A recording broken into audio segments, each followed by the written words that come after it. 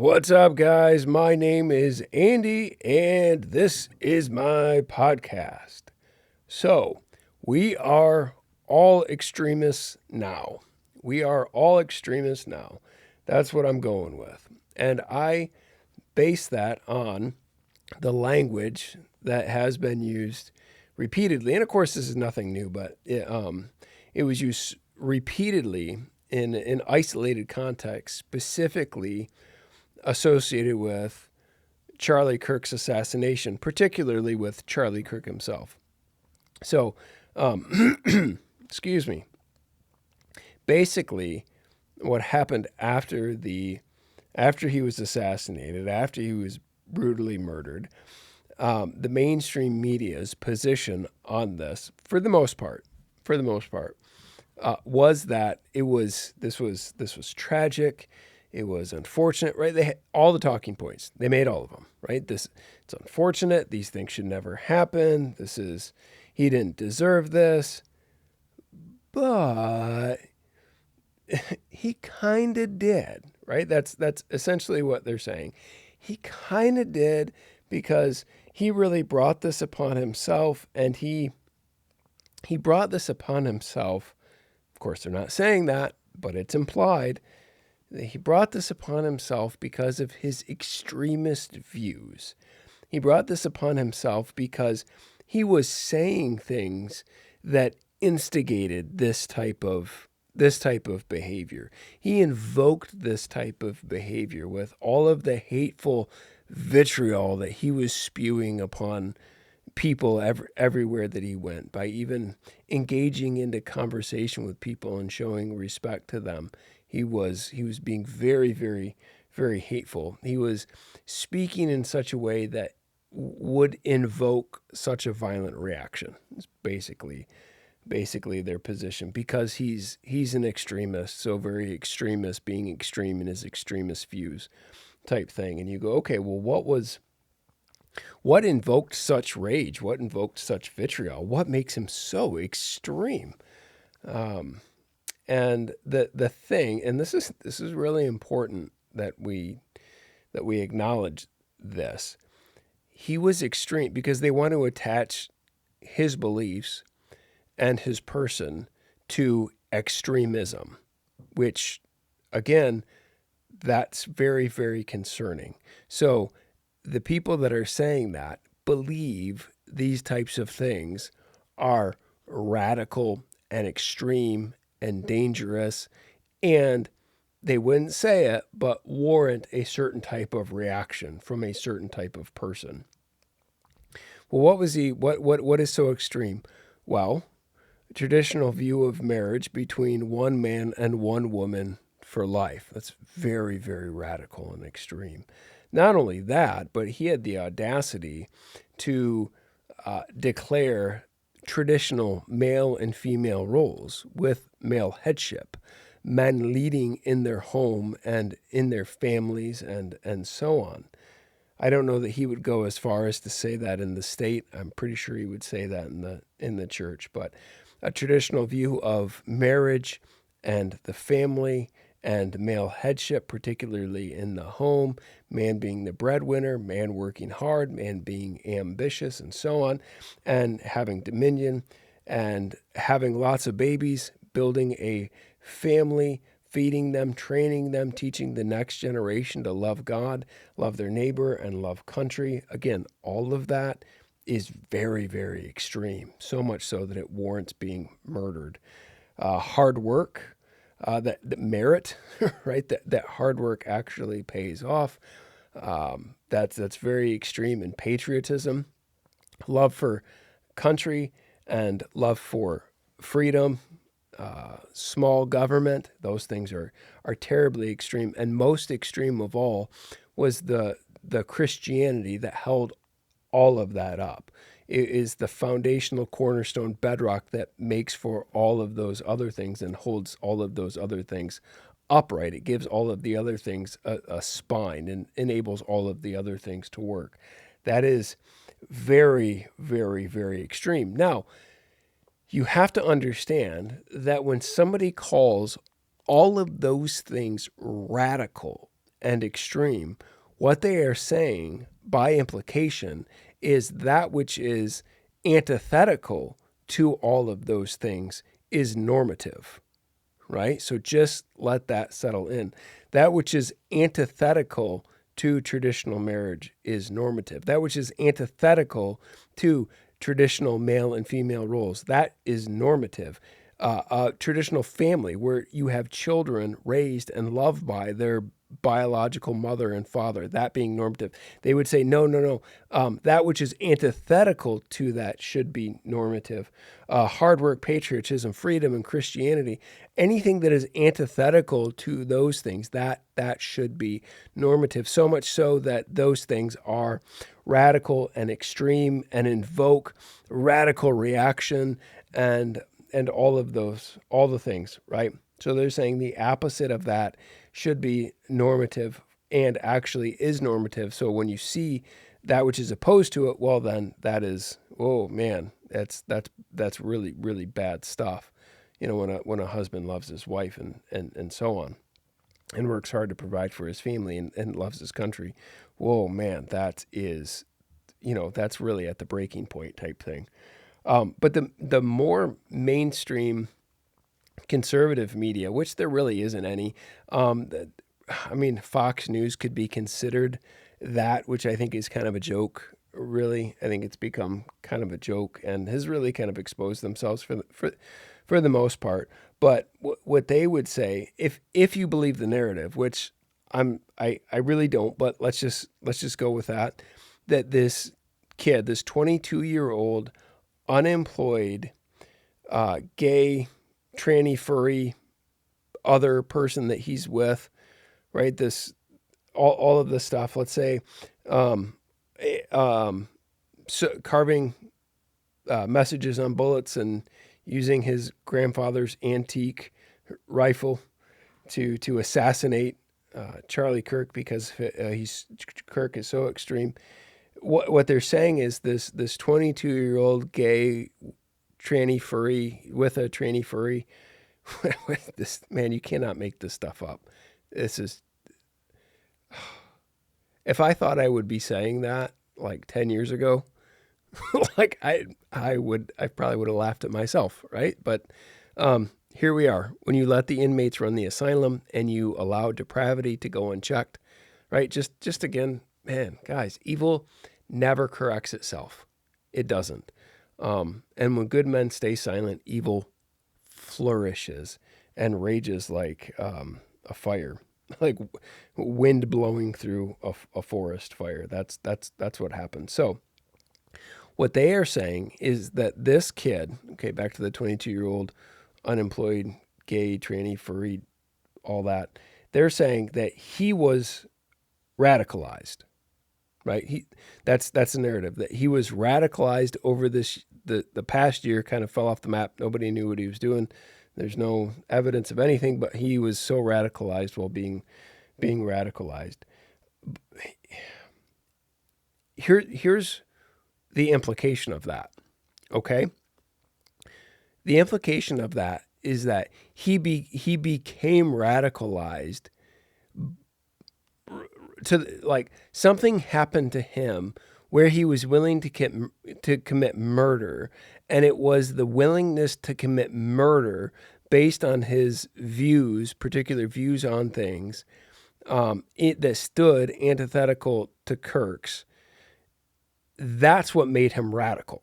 That's what radicalized him, right? So everything before that, the no purpose, no direction, being gay, living with a dude that thinks that dude that thinks they're an animal of sorts, that's not radical. However, he became radicalized by interacting or getting involved in those types of groups, right? But they can't say all of the stuff, all of the other stuff in and of itself is depraved and wicked and confused, and the kid needs serious help, and it is sinful and destructive, not just self-destructive, but destructive to the broader community as a whole when those things are acted upon and even worse, allowed and encouraged. Just those things by themselves are profoundly radical because they are antithetical to nature, to the way that God designed the world. He is naturally opposed to himself, to nature. He's living a life that is antithetical to his design, and more specifically to the God that designed him, just because he's involved in all of those things. They won't go there. And ladies and gentlemen, probably mostly gentlemen, I'm sure there's some women that listen to this, perhaps, but mostly gentlemen. We'll just go there. Gentlemen, this is how we repeatedly lose ground. This is how we repeatedly lose ground, because we always concede the air war and concede the narrative to the enemy. It is so ridiculously foolish. Every war, every battle is first a war of words, and that is where it is won. And we concede ground and presuppose so much stupid stuff just by entering into conversations like that. So there's that. So this godless group of people this is what we have to understand. There is a godless group of people in our country, and you saw it after he was killed, right? It's like what was that old movie with Roddy Piper, where he put on the glasses? I can't remember the name of it. Man, I'm an '80s kid. All I can think of is the V, the television show that didn't last very long, where they were like lizard people wearing like human skin. And okay, I'm going off on a weird dork rant, but what was the movie, man, where he put the glasses on and he could see that the people were they were like zombie people, or like they were different? I don't know. I can't. Anyway, my point is that, like, after Kirk was assassinated, you had all of these people kind of weeping and wailing and gnashing their teeth. They were celebrating this thing. It was disgusting. It was weird. People were like really taken aback by it. It's because we put on the glasses and we could see who those people really were. The thing that was even more disturbing is that they were interlaced throughout. Doctors, teachers, right? It wasn't just the baristas. It was people from all over celebrating something, and you're like, oh, that's different. So we have this godless group of people kind of interlaced throughout, and I don't think they're the majority. I think what can happen is they weep and wail so loudly, and they gnash their teeth so loudly, and they have such a backing of media that we have a tendency to think their presence is far bigger than it is. So you have basically what ends up happening is you have this bullying of the minority on the majority, and the majority goes along with it because we don't realize what the numbers actually are. If we actually flexed, I think the situation would be profoundly different in our country. I think the size and scope of Kirk's memorial was a little bit of a flex. I think that was, hey, this is a good thing, right? I think that was a baby flex. I think, okay, I'm going to let that go. I might do another podcast on that, but you get my point. That was a little baby flex. When we start to realize that there are a lot more of us than them, and we start to embolden and encourage one another to that end, and then courage begats more courage, that begats more courage. We might see some very interesting things transpire, but of course we'll see that on the other side as well. So we have a lot of revolutionaries interlaced among us in our country, and I believe that those people cannot be reasoned with. Apart from the grace of God upon our nation, giving those people, all of us, but specifically now in context, those people, a heart of repentance which is going to require, to get to that point, we need fearless and faithful gospel preaching, 100 proof hot gospel preaching, unapologetic, all day, every day, twice on Sunday, gospel preaching and living, and a gospel preaching, a hot gospel preaching that shows that this is how the gospel affects every single area of your life, and this is why it matters, type thing.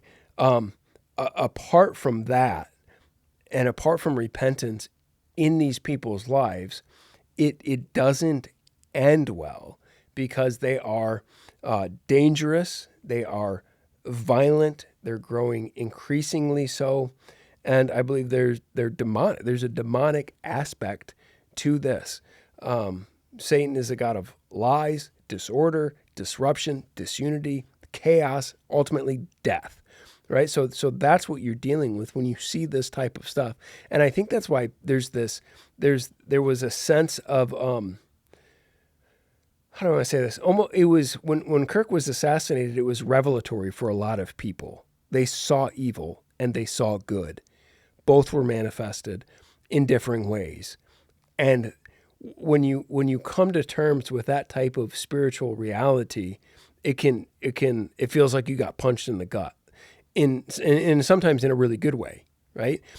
So that can be a good thing, because you see what you're that isn't good, but it's a good thing to be able to identify an adversary and know exactly what it is you're working with. Now, the reason I say they're dangerous and violent, the reason I say they're revolutionary, is because you have a group of people that have demonized the other. So this one tribe has so demonized people that disagree with them. Not even extreme people, but they've identified them. And I just used an example of the mainstream media doing this by calling Kirk and his views extreme.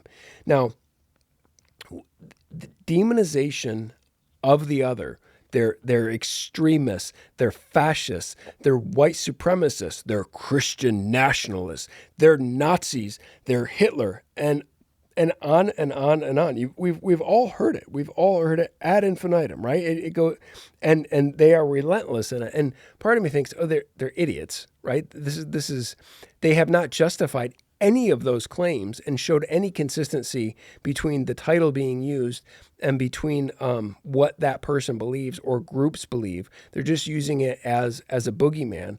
That's what I originally thought, and it's still baseless.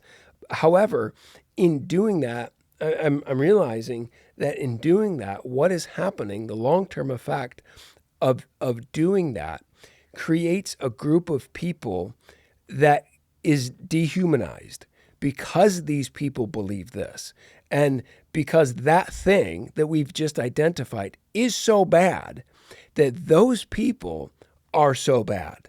That's just, you don't have to interact with them. You don't have to reason with them. You don't have to give justification for them. It is presupposed. It is a presuppositional, foundational truth in their godless worldview. That's what they believe about these people, right? It is a religion for them. And when we understand that, things become much clearer. So they demonize in order to be able to clearly and unapologetically dehumanize. Now, the end result of complete dehumanization of a group ends in violence, because you can harm that group without any conflict of conscience, because they are that people. And because they are that people, we are all better off by not having them around, because they are destructive to the collective. And when they are gone, we will flourish, because they're destructive, they're evil, they're wicked type thing. Now, just as an aside, you would say, well, Andy, didn't you just do that? Didn't you just demonize that group of people? No, I'm saying this is really important, actually, because Christianity is the only worldview that allows for this. When I say those views are evil, I am basing that upon a particular standard. That standard is God's character and will, his word and will, his righteous law. I'm basing it on that and all that he has revealed to us about who he is and about who his Christ is and about who we are. So when we look at people that are purveyors and perpetrators of views that are wicked and what we believe is destructive, we still believe that they are made in the image and likeness of God. And just because they disagree with me, just because I believe their views are dangerous, I have no right to inflict harm upon them in any way, shape, or form. I have every right to defend myself. I have every right to pursue lawful means that is protective to my family and to the broader community and society as a whole. But I personally cannot attack those people or do harm to those people. Now, if they are a threat to me or my family or are going to invoke harm upon my family, I have every right to defend myself, cry havoc, unleash the dogs of war, and put the fear of God in them and act swiftly and violently in order to defend those I love. But that is a last measure, and that is a reaction to an immediate threat. So there is a clear and categorical difference regarding me saying that is evil and then saying that we are evil, because there is absolutely no restraint when they say it. There's no brake on that car. And we have to understand that, because what they are saying is being driven from a particular worldview. What we are saying is coming from a particular worldview, and those worldviews set the parameter for engagement and set the parameters for restraint. So I say that, hope that's helpful, hope that clarifies it a little bit. But all that to say, every single last one of us is an extremist now, because we're dealing with categories of clear light and clear darkness. We're dealing with truth and lies, and we're ultimately dealing with life and death. And I do think that's going to become more and more apparent in the days ahead, because we have seen fit to continually drive down a particular route. And the further and further down that road you get, the harder it is to turn around and the longer you have to travel back to your starting point. We have encouraged and we have rewarded the worst form of behavior imaginable when that for a long time, so much so that when that gets corrected, the blow up from that correction is going to be worse. And we have to be resolute and resilient and prepared for that as a people. Otherwise, that fire is going to rage and burn everything down. Now, when we hear that, it's easy for many of us to get overwhelmed. Right? We can get discouraged, we can get overwhelmed. I would say yes, or we could be encouraged, not by that in and of itself, but by the paradigm that is now ever present and clear to us, as far as these lines being clearly drawn. Sometimes, oftentimes, always times. That's yeah. Proper English. Christianity shines the brightest when the darkest is clear, right? So if you go into a room that is absolutely pitch black, and you're like, it almost like a blackness that you wear because it's so dark in the room, and you light one little match, just one little match, one little flame, one little spark, it pierces that darkness no matter how black it is. It will pierce it because the light is more powerful. It will begin to fill the space. Now, can you imagine lighting up 1,000,000 matches all at once? Well, then you have a massive flame, and then the darkness begins to run and hide, and it runs back to the corners of the room, and then it gets brighter. That flame gets brighter and brighter, and you start adding to it, and pretty soon the darkness has no place to hide. So that's amazing. That's why you keep that's why you can be encouraged in getting getting after it and to pursue the enemy and to encourage others to come on board and pursue the enemy and never stop pursuing the enemy. And by God's grace, that desire, that jolly warrior type spirit will be attractive to other people. So there's a lot going on that you can look at and you go, oh boy, that's just bad. There's just no way around that one. It's bad. It's not all bad is what I'm saying. And there's a lot of things to be encouraged by, and the church should always be encouraged. And we wake up each day and we rejoice because this is the day that the Lord has made. So, right. You get up, you get after it. That's how we roll. So, shameless plug here before I cap this one off, and before it's closing time, right? Shameless plug for my book, Gentlemen, This is the Gospel. And of course, the title is a play on Vince Lombardi's famous words to his team, starting practice.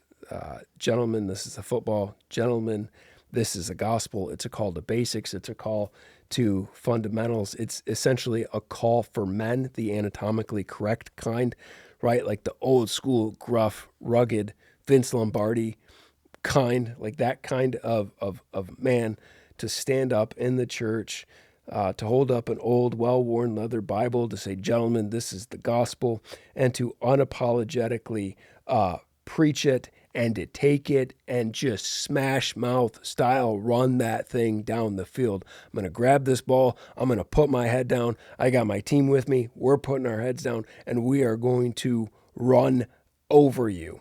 And then we're going to do it again. And then we're going to do it again. And we're going to do it again. Jesus died. Jesus rose. Jesus is Lord. Run it again. And we're going to put our forehead in your chest and land on top of you again and again and again and again until we build up a new Christendom. It's going to be awesome. So I want to push that book. You need this book. You need this book because it will help you keep the main thing, always the main thing. It will help you better understand and communicate the gospel. Many of you listening to this are like, I got it down. Man, run it again.